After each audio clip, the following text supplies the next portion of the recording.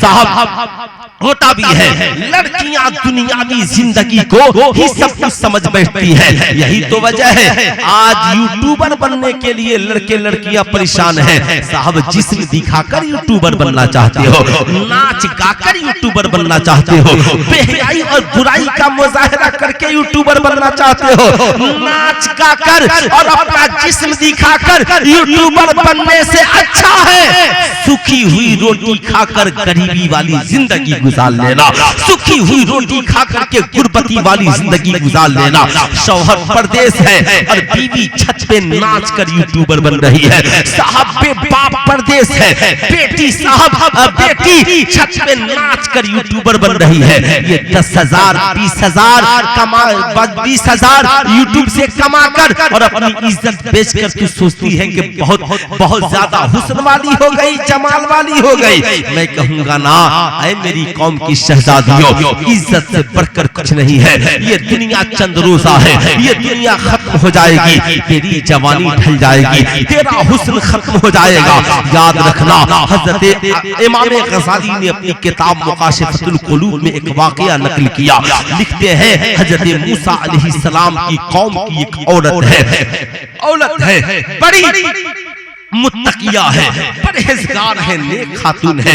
उसका शौहर साहब मजदूरी करता था, छोटे छोटे बच्चे थे, हर रोज शौहर मजदूरी करता लाता और उसकी जिंदगी अच्छी तरह कट जाती। क्योंकि आज हमारी जिंदगी में सब्र नहीं है ना, तो हमारी घर की औरतें भी ताना देती हैं, कैसे भिखारी से शादी हो गई, इसके पास तो कुछ है ही नहीं। अगर एक बार ईद में कपड़ा न बने साहब मैं ससुराल छोड़ करके भागने को तैयार हो जाएगी। लेकिन हमने गुरबती में किसी का साथ देना नहीं सीखा। लेकिन आओ जरा सा सुनो, बनी साहब हजरत मूसा अलैहिस्सलाम की कौम की वो औरत है, गुरबती ने घर में कदम रखा है। शौहर जब तक कमाता रहा सब ठीक था, अचानक से शौहर बीमार पड़ जाता है। हफ्तों गुजर गए, घर का राशन आहिस्ता आहिस्ता खत्म हो गया। अब रोजाना भूख की नौबत आ गई, हफ्ते दिन गुजर गए, बीमार शौहर मौत के करीब पहुंच जाता है। बच्चे भूखे निडाल हो जाते हैं। औरत ने मजबूरन घर से बाहर कदम निकाला, एक ताजिर के पास गई। वो ताजिर बिजनेसमैन, अल्लाह ने तुझे बहुत नवाजा है, मुझे कुछ दे दे ताकि मैं अपने शौहर को खिला सकूं, अपने बच्चों को खिला सकूं। ताजिर ने जब उसके हुस्न जमाल को देखा तो उसकी नीयत बिगड़ गई। उसने कहा औरत मैं तेरी हर ख्वाहिश पूरी कर दूंगा, बस तू अपना जिस्म मेरे हवाले कर दे।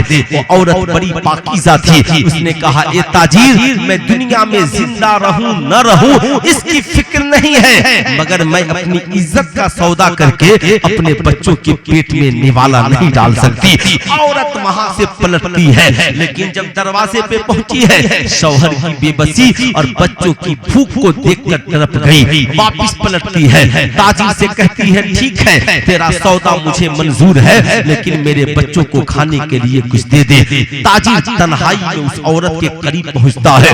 औरत का जिस्म कांप रहा है, खौफे खुदावंदी से वो औरत कांप रही है। ताजिर पूछ पड़ता है ऐ औरत बता, मैंने तुझे अपनी मर्जी से नहीं बुलाया, आई तो तू अपनी मर्जी से है, मगर इतना कांप क्यों रही है? यहाँ कोई देख थोड़ी रहा है, क्या तेरा कोई रिश्तेदार यहाँ है, क्या तेरा अपना कोई यहाँ पर है, क्या कोई तुझे देख रहा है?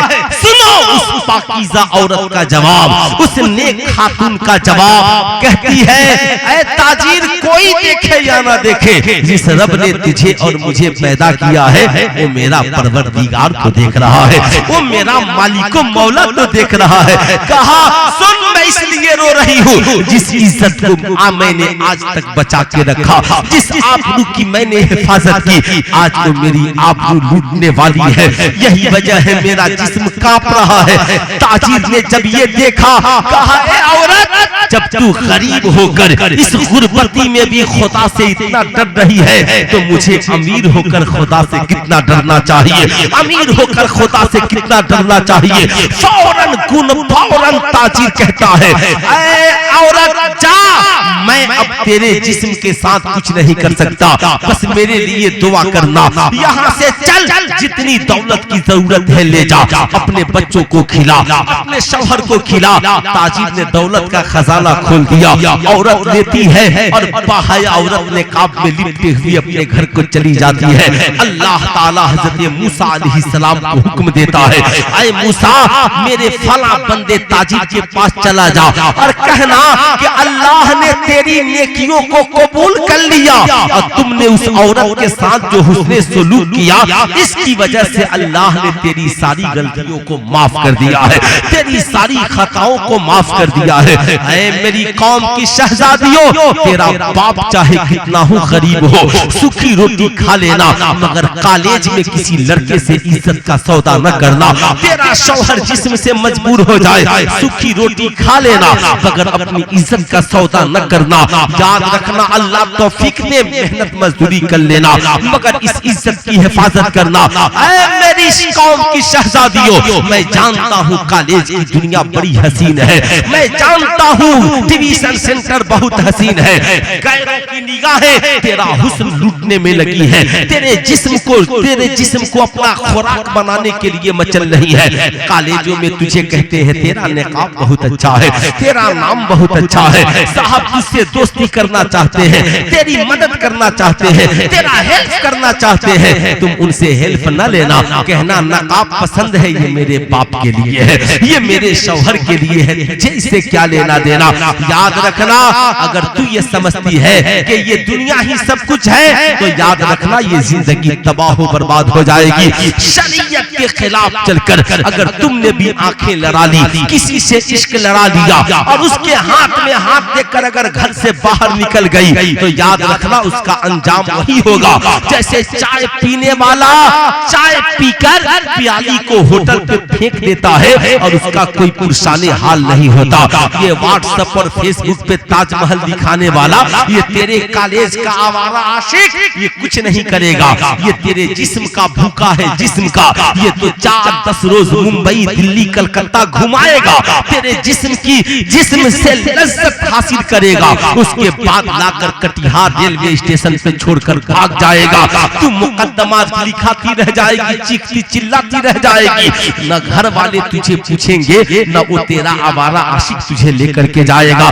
घर वाले कहेंगे जब तूने मेरी इज्जत का ख्याल नहीं किया तो फिर मैं तुझे कैसे अपनाऊं, और तेरा आवारा आशिक छोड़ भाग जाएगा। अगर वो आवारा लेकर चला भी गया और अगर तुझे अपने घर रख भी लिया तो उस घर में कभी तेरी इज्जत नहीं होगी। याद रखना उसके माँ बाप कहेंगे ये आवारा लड़की है, मेरे बेटे को भगा कर लेकर चली आई थी या उसके साथ भाग कर चली आई थी। याद रखना तेरी गोद में भी बच्चे होंगे और बच्चे जब जवान होंगे ना, मोहल्ले का कोई सरफेरा आदमी कह देगा तेरे बच्चों से तेरी माँ तो बदचलन थी, भाग कर शादी रचाई थी, तेरा बाप बदकिरदार था, उसने भागकर शादी की थी। बता तू अपने बच्चों के सामने कौन सा मुंह दिखाएगी, तू बता अपनी औलादों के सामने कौन सा मुंह लेकर के जाएगी, कौन सा मुंह लेकर के जाएगी। इसलिए याद रखना अगर घर से कदम ही निकालना है ना तो निकाह के बाद निकलना। बाप की